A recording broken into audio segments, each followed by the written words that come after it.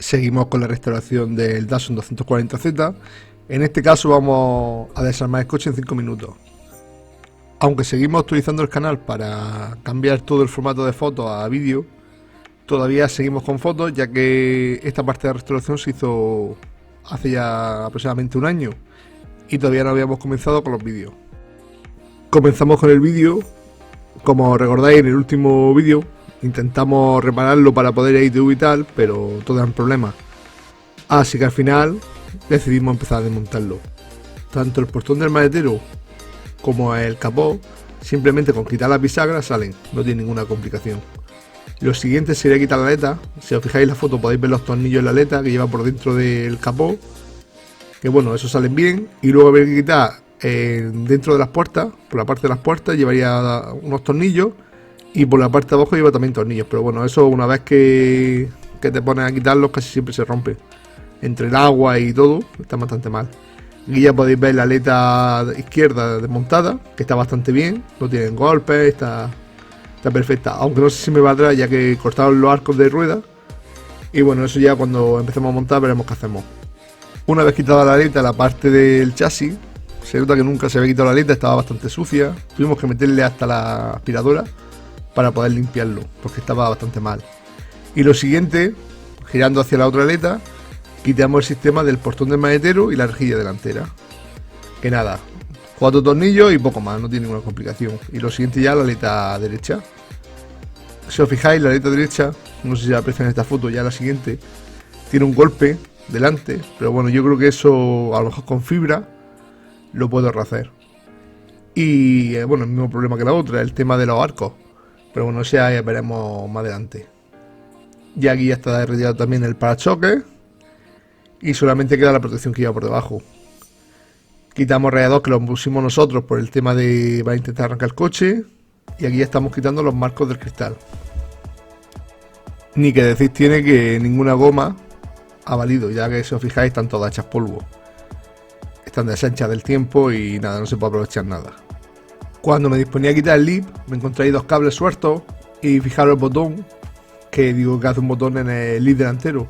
Y era un sistema de alarma que montaba, que seguramente sea como un desconectador.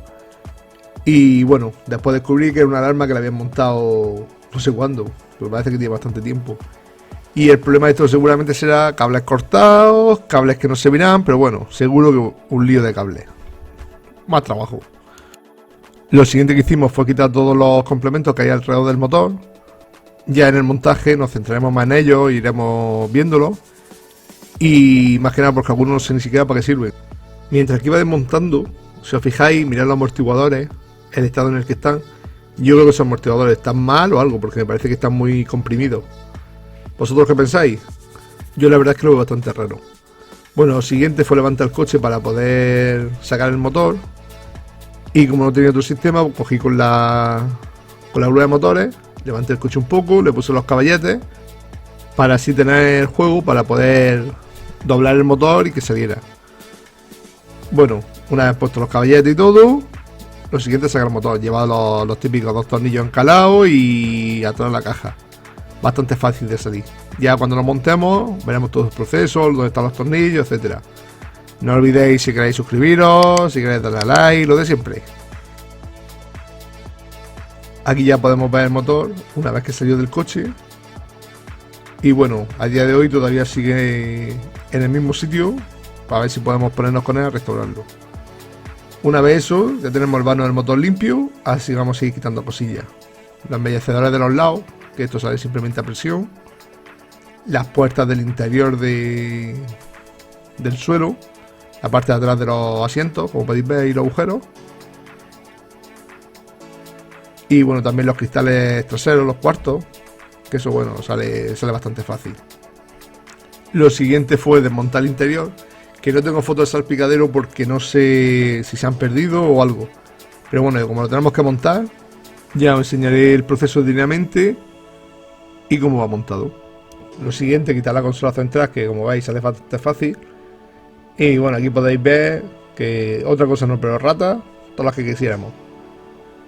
Y después de eso fuimos sacando todo el cableado, que seguramente tendremos que darle un repaso. Antes de quitar los ejes, decidí quitar el aislante térmico y de temperatura que lleva, que es una capa que le echan en la parte interior del coche. Y bueno, eso con un destornillador, un cincel y martillo a picar. Y así dejar la chapa para cuando queramos repararla. Y luego le pondremos un sistema más moderno de aislante, tipo Dinamar o alguno que esté bien. Por último se desmontaron los ejes, que será con lo que empezaremos a trabajar más adelante, para cuando esté arreglada la chapa poder empezar a montar. Y bueno, aquí podéis ver ya el coche entero desmontado. Se hizo una pequeña revisión de chapa, está bastante bien, salvo los suelos, tanto el conductor como el del pasajero, que llegaron un repaso. El techo, si os fijáis, está como doblado, y como quiero cerrarlo seguramente lo tendré que llevar a un profesional que me lo haga.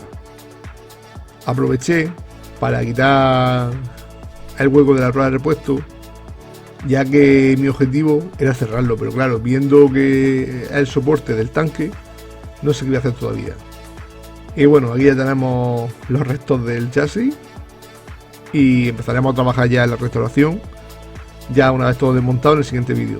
Espero que haya gustado como siempre. Seguimos trabajando en el canal. Si queréis seguir viendo el proceso de restauración, campanita, suscribiros, etcétera. Bueno, gracias por verlo.